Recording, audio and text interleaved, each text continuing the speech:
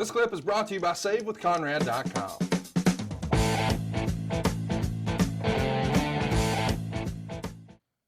Reports are that this is the least bought Survivor Series pay-per-view ever. At least at this point, there's only 140,000 households buying the event. This was the first year of monthly pay-per-views with the whole in your house concept. And, well, they barely reached 100,000 buys. And here's the thing. In Your House 5 was only 80,000. So on the one hand, it's a high five, you know, maybe it's not a sellout, but we've got 12,000 paying fans here. On the other, we're seeing our pay-per-views start to really slip a notch or two. What's Vince thinking here? We know what the result is going to be at the end of the night. We're going to switch champions.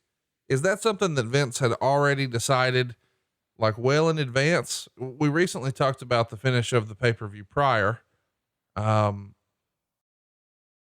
Just chat me up about, you know, how we got here. Well, I think that overall business was down everywhere. And this was a period where a lot of the things, you know, it was the new, you know, the WWF, the new generation.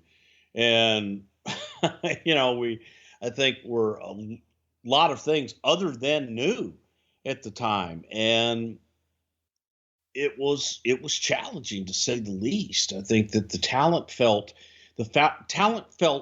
tired and old. I think that there were a lot of things that were just not clicking and not working at the time. And it was coming off of, you know, you're coming out of a period of the trial, and you're now back in, and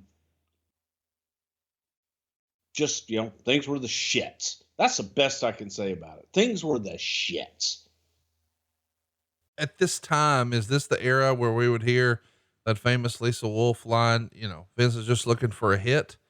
Did he feel like he had a plan? I mean, listen, one of the things we've heard about Vince over the years is he don't sell nothing. Now, I don't know him. You know him.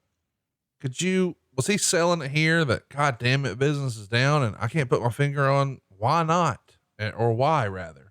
Well, I think that from the standpoint of trying to, you know, figure out the audience, and part of the frustration is there wasn't a lot of audience to figure out. And I always laugh at people that will talk about, you know, Vince being out of touch and Vince not being able to do, you know, have that golden touch. In 1987, when I started there, I was told that the very first day that I went to TV, it's like, the old man's out of touch.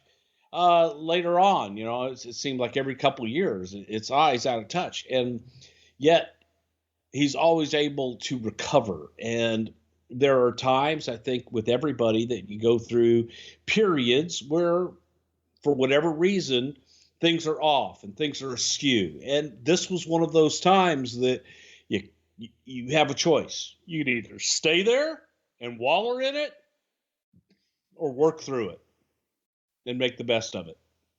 So he's just that kind of guy that, no, he's not going to sell it, because he knows that he's going to work through it and figure out how to get out of it. Well, listen, I beat up on you a little bit about the low buy rate and how the pay-per-views were down, and this one was not good. Lowest purchased ever.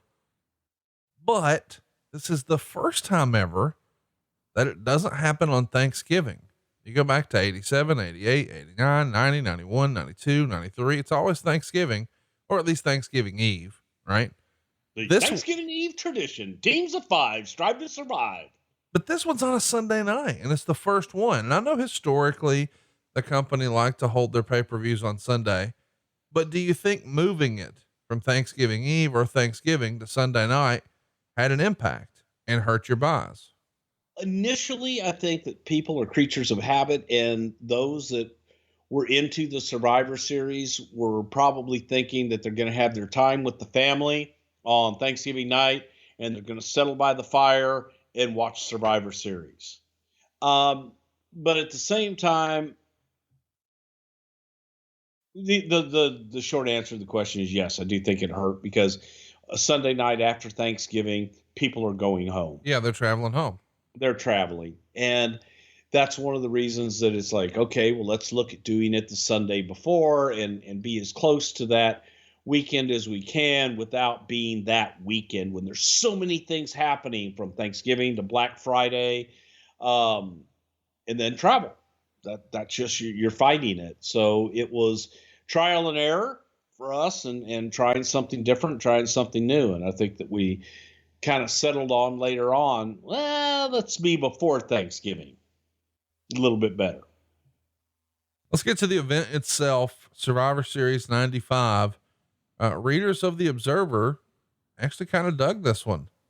73% thumbs up, 14.2% thumbs down, 12.8% thumbs in the middle. You watched it for the first time this week in 25 years. What'd you think? Thumbs up, thumbs down, thumbs in the middle?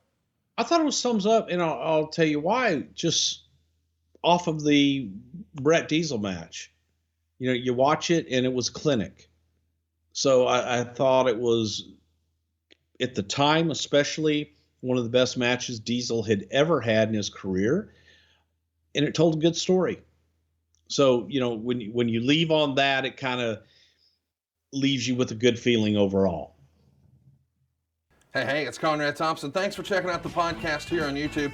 Be sure to hit the subscribe button and the notifications bell so you get a notice anytime we upload some new content. And go save yourself some money right now. If you're in a 30-year loan or you have credit card debt, it's not a matter of if I can save you money. It's a matter of how much. Find out right now for free at SaveWithConrad.com.